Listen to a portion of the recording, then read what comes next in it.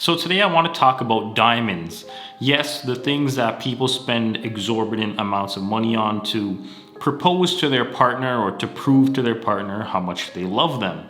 The average engagement ring in Canada was an astounding $3,500 in 2021, according to John B. of WeddingStats.org. All sources are going to be linked down below, by the way.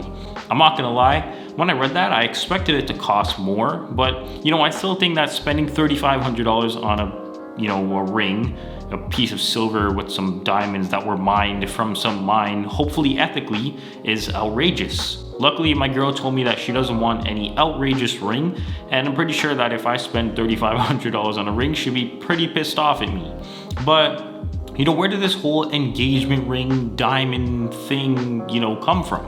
Let's explore. So believe it or not, this whole you have to have a diamond when you're getting married thing is pretty recent.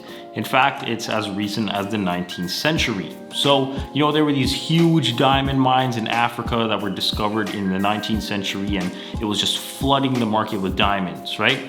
Just like when something new gets discovered, it floods the market. Computers flooded the market, Netflix flooded the market, corrupt politicians flooded the market. You get what I'm saying? So because the market was being flooded with diamonds, the guys that were selling the diamonds realized that it was driving the price down because there was more supply than demand.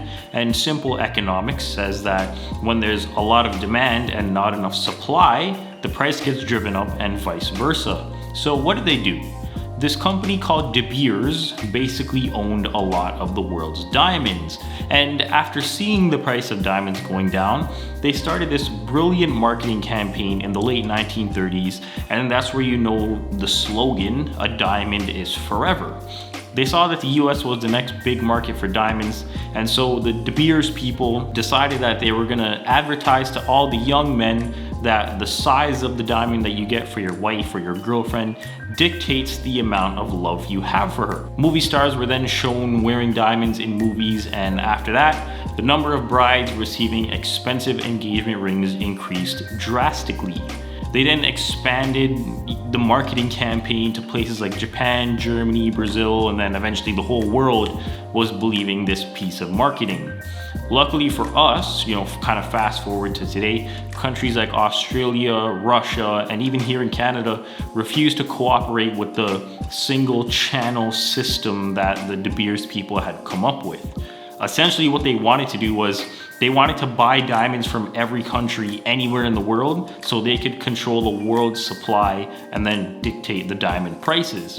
But when you really think about it, that's kind of what happened, because diamonds aren't that rare. It's just that they control so much of the market and they only let out a few at a time to keep the price, where they want it. Then when companies need diamonds for rings or chains or whatever it is, they have no choice but to go to De Beers.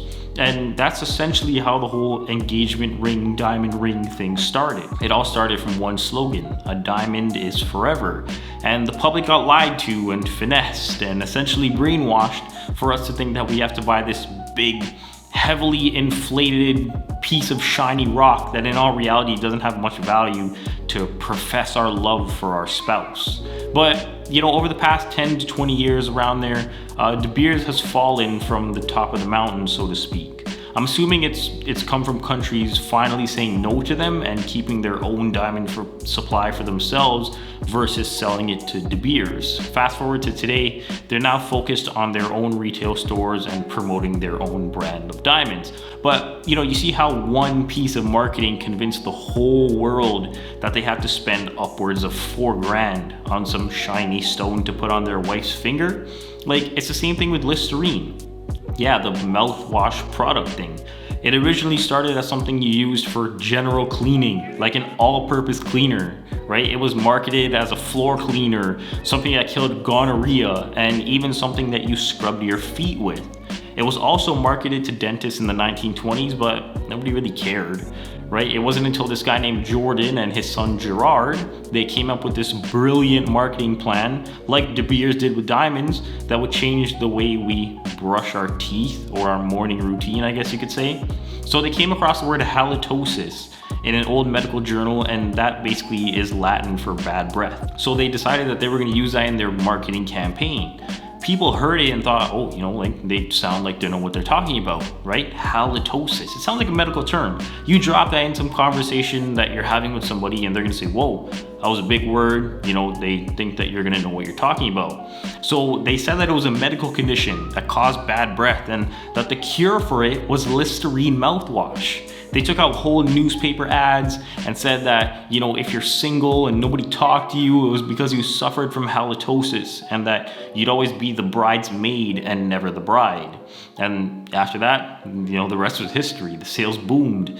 The sales went from 100,000 in 1921 to $4 million in 1927. In today's money, it essentially went from 1.3 million to 57.5 million in 6 years? All from a little marketing campaign that finessed people into thinking that they needed Listerine to cure bad breath. But you see how easy it is for people to see things in the media and believe it? And I'm not saying that you shouldn't buy a diamond for your wife or your girlfriend, if she wants it, but always remember that when something is considered the norm, we have to ask questions about where that norm came from. Why is that the norm? People who came up with this norm? Personally, I don't use mouthwash. I just brush my teeth and that's it. My girl hasn't complained unless she's gonna leave a comment on this video. But I've used it before, I'm not gonna lie, and it does work. And I think it's a little bit less of a finesse than the whole diamond market thing. But I just wish that when we market products to people, let's not lie to them and say that unless they take Listerine or wear Nike clothes, that they'll always be the bridesmaid instead of the bride. You see what I'm saying?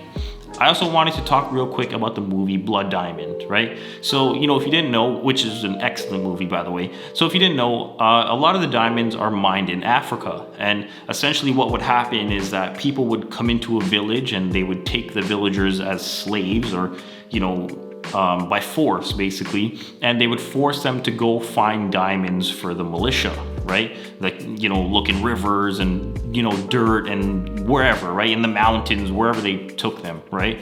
The militia would then sell those diamonds to buyers, and then they would use that money to buy guns or drugs or military equipment or whatever they wanted.